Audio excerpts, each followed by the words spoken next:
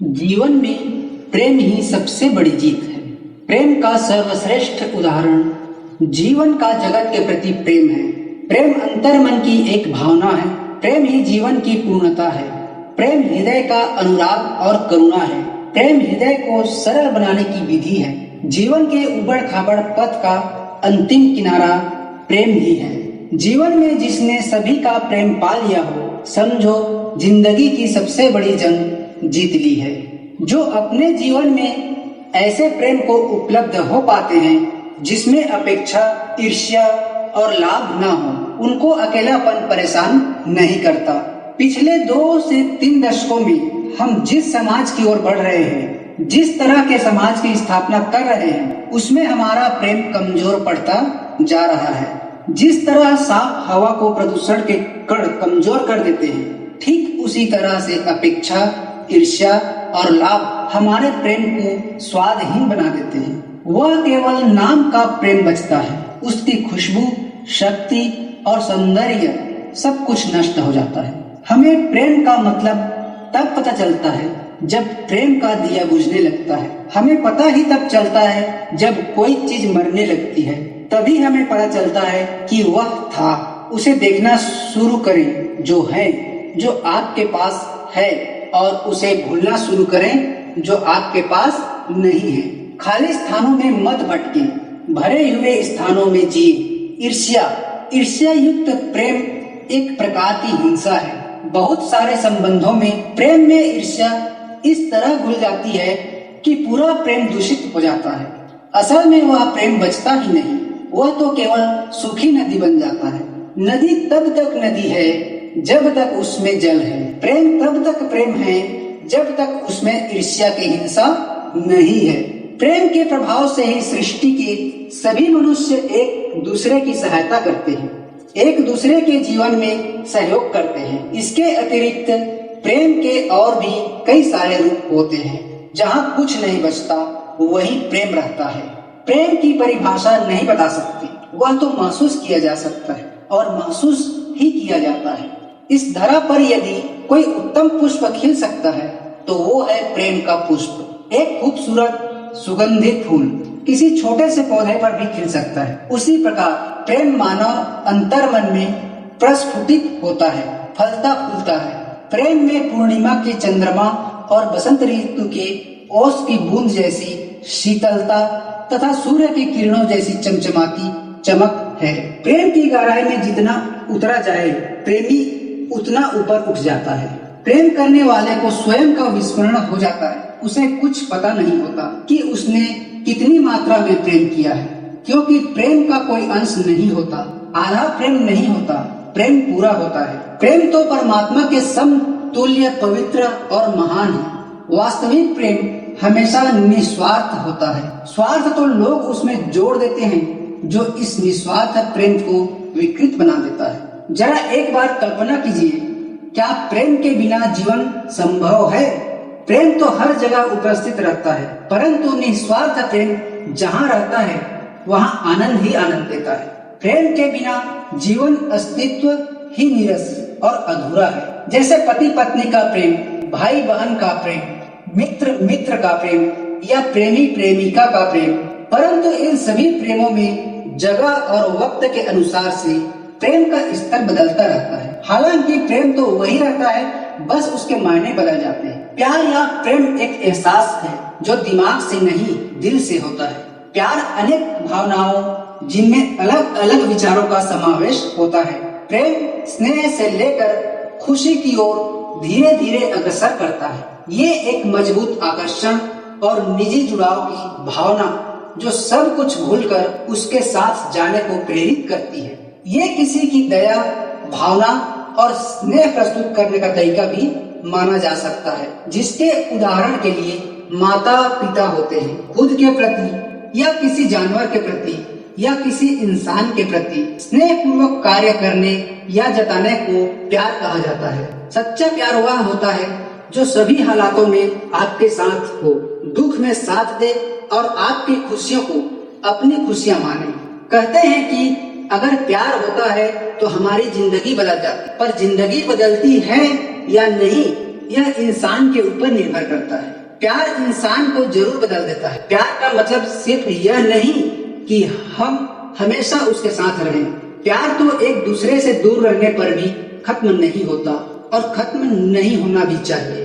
प्रेम जीवन के उबड़ खाबड़ पथ का अंतिम किनारा प्रेम है। प्रेम परमात्मा को पाने की भक्ति है। प्रेम को शब्दों में समझना मुश्किल है। प्रेम की कोई परिभाषा नहीं होती। प्रेम में बहा जा सकता है, प्रेम बना जा सकता है, समझाया नहीं जा सकता। दरअसल प्रेम ही जीवन है। जिस प्रकार माँ के हृदय के वात्सल्य को समझाया नहीं जा सकता, पति पत्नी की दाम्पत्य मैत्री को समझाया नहीं जा सकता, उसी तरह प्रेम को समझाया नहीं जा सकता। प्रेम करने वाले तो यह भी भूल जाते हैं कि वह कौन है और किससे प्रेम कर रहे हैं, क्योंकि प्रेम में दो का भाव नहीं होता। प्रेम में चेतन मस्तिष्क का काम करना बंद कर देता है, क्योंकि चेतन मन से प्रेम किया ही नहीं जा सकता। वह तो पूर्ण समर्पण है। प्रेम बेहोशी है, वहाँ कोई चेतन मन नहीं है। चेतन मन तो तर्क करता है।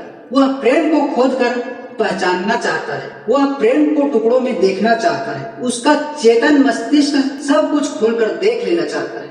इसलिए ज्ञानी प्रेम नहीं करते, केवल प्रेमी ही प्रेम कर सकता है। ज्ञानी गुलाब की पंखुड़ी को खोलकर देखना चाहता है, लेकिन प्रेमी संपूर्ण गुलाब को देखना चाहता है। इसलिए ज्ञानी हमेशा अपूर्ण रहता है, उसे और जानना है, ऐसी लालसा बनी रहती है। लेकिन प्रेमी को कुछ नहीं जानना, वह प्रेम में विसर्जित हो जाना चाहता है। कोई भी बिना अनुमति के, बिना प्रेम के हृदय में प्रविष्ट नहीं हो सकता। केवल और केवल प्रेम ही प्रेम के हृदय में प्रविष्ट हो सकता। प्रेम ही मानसिकता में स्थायी परिवर्तन ला सकता। यदि प्रेम मर गया तो विश्व समाप्त हो जाएगा। प्रेम की कभी न बुझने वाली चिंगारी हम सबके भीतर उपस्थित है।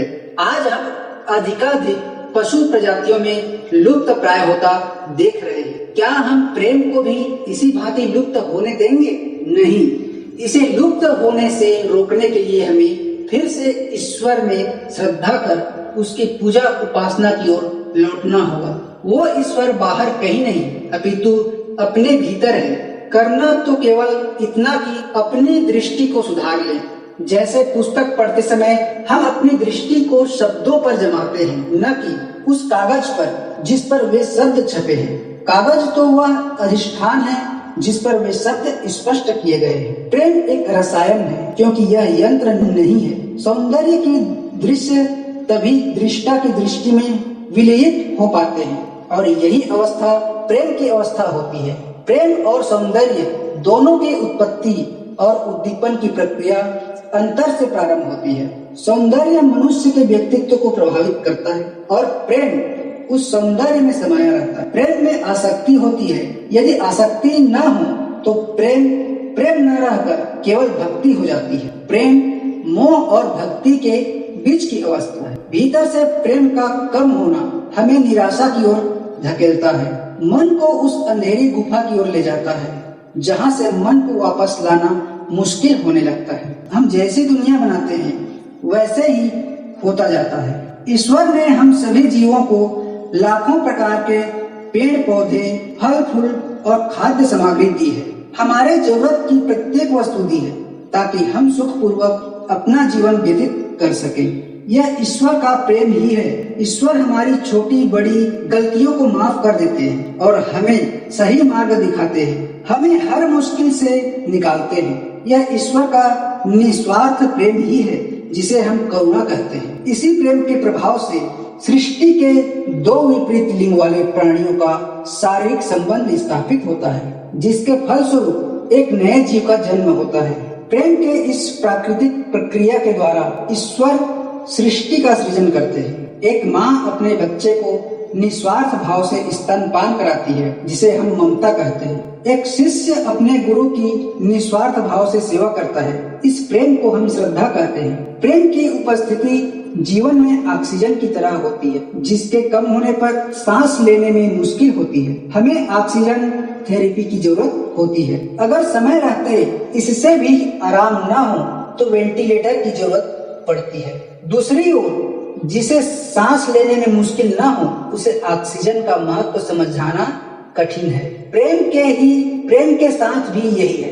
यह आसानी से मौजूद होता है तो परवाह नहीं करते, लेकिन कमी होते ही प्रेम के वेंटिलेटर के बिना काम नहीं चलता। जीवन में अगर आनंद पाना है तो प्रेम की उपस्थिति जीवन में लाना ही होगा।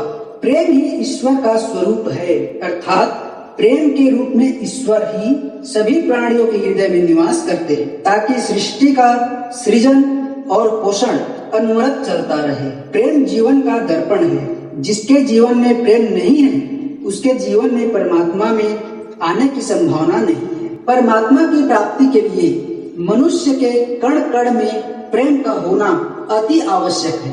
प्रेम व्यवहार से ही सुख, शांति और समृद्धि की प्राप्ति होती है। प्रेम व्यवहार से माता पिता व परमात्मा का आशीर्वाद संभव है।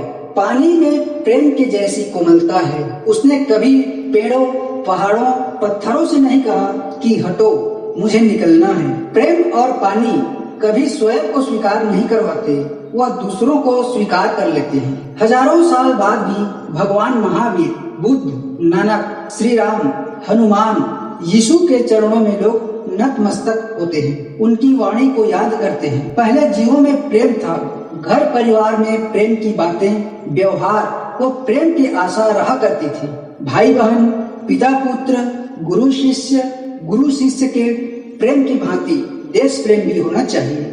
यही महापुरुषों की वाणी है। प्रेम व्यवहार से माता पिता व परमात्मा का आशीर्वाद संभव है।